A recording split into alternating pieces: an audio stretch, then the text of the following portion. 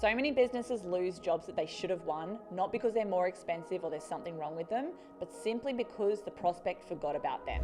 People need to see things at least 7 times before they take action. One of the biggest problems with Facebook and Instagram ads and broad scale campaigns is you're going out to a broad number of people, you're throwing a net out into the ocean and hoping that you catch something that's worth your while. Just showing ads to people who are possibly ready to buy, interested in what you sell, and more likely to take action. The reason that it works so well is welcome to Websites That Convert, the podcast where your website stops being a liability and transforms into your greatest asset. I'm your host, Shannon, and I'm going to guide you through the strategies and insights you need to build a website that not only attracts, but converts. Let's dive in. So many businesses lose jobs that they should have won, not because they're more expensive or there's something wrong with them, but simply because the prospect forgot about them.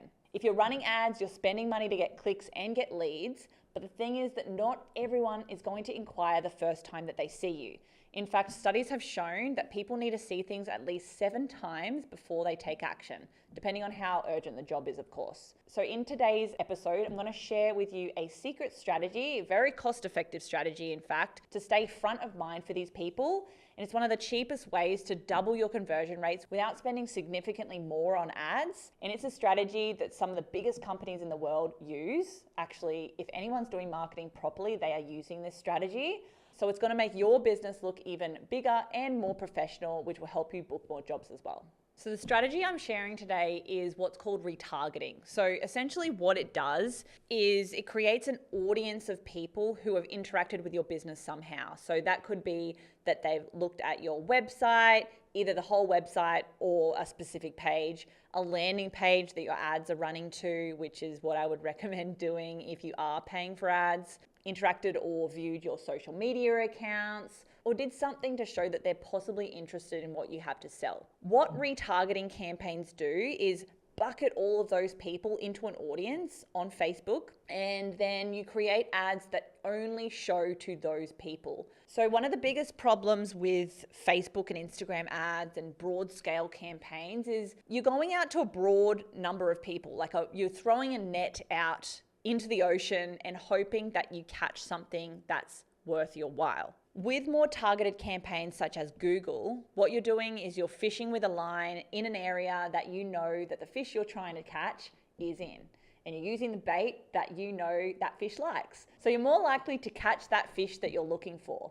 Now, it's not to say that Facebook ads can't work or that you're not going to get that fish that you're after, but it's just less likely. You're going to catch a lot of other stuff in that net too, and possibly you could pull it up and there's nothing in there at all. So instead of throwing that net out into a big ocean of possible people, you're just putting a net into a pool or a pond of people that you know are interested in what you sell. So that's what retargeting campaigns do essentially. So you create an audience of people who have interacted with your brand online somehow, or even are in your customer list, and you show ads only to those people. So you're not using a huge budget because this group of people are relatively small, depending on how many people are in that audience group. It's much smaller than a broad scale Facebook campaign, which again is going out to hundreds, thousands, millions of people possibly. So retargeting is really about just showing ads to people who are possibly ready to buy, interested in what you sell,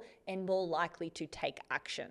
The reason that it works so well is, like I just explained, it's a smaller number of people that have already put their hands up as being interested and in the market for what you have to offer. So you don't need a huge budget because you're only showing ads to this small group of people. So you can get away with $5, $10 a day, depending on how big that audience is. And you're just replenishing that audience through the funnel and capturing them with the pixel to keep putting people into that audience so Facebook knows who to market to. Now, the reason that this can get really good results is because studies have shown people need to see things at least 7 times before taking action. Obviously, this depends on how urgent the service is and the nature of the business and the offers that you have. But if you think of it from the customer's perspective, where maybe they're looking at a bathroom renovation, for example, they're searching on Google, say 50% of those people are ready to book in their quote. they go to your landing page or your website, they inquire with you. That other 50% of people that found you and landed on that page or went to your website may not be in the mindset of actually taking action right now. So if you put yourself in the shoes of a customer that's interested in working with you, most of these people are going to go to Google, search for, let's say, a bathroom renovation specialist in their area. Your business comes up. They click on your ad, they go to your landing page, and then a percentage of those people are going to inquire straight away. Let's say 20% of people put their details into your form. Those other 80% of people, if you don't have a retargeting campaign set up, you've basically lost them.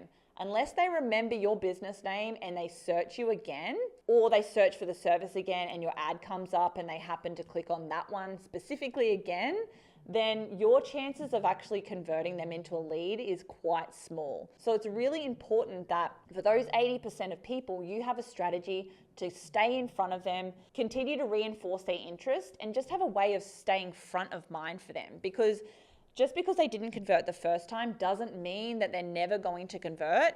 Yes, there will be a percentage of them that don't ever convert, but there's going to be a percentage of them that simply get distracted. They end up on social media, they're scrolling, and then your business comes up, reminds them that they were looking for a bathroom renovation specialist. They get back to the landing page, they leave their details, and they convert into a lead. Then we see that happen time and time again. And then there's a percentage of people that just need more time.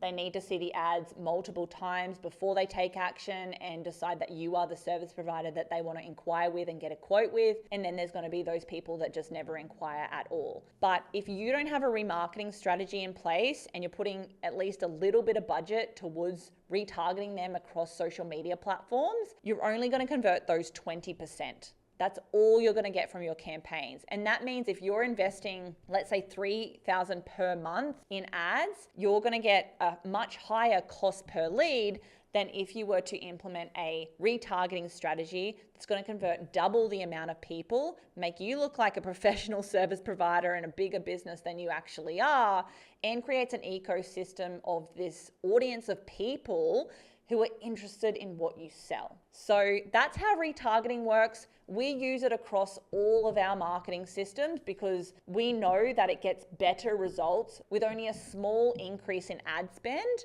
And if you put this into your business, I can almost guarantee you're gonna look way more professional, get better leads, get more leads, and have a lower cost per lead because it works so well in capturing that traffic who are interested in what you sell but haven't taken action yet. So if you want to get a better cost per lead on your marketing campaigns, you want to get found by higher quality prospects and generate more leads overall, implement a retargeting strategy for your paid ads on Facebook and Instagram.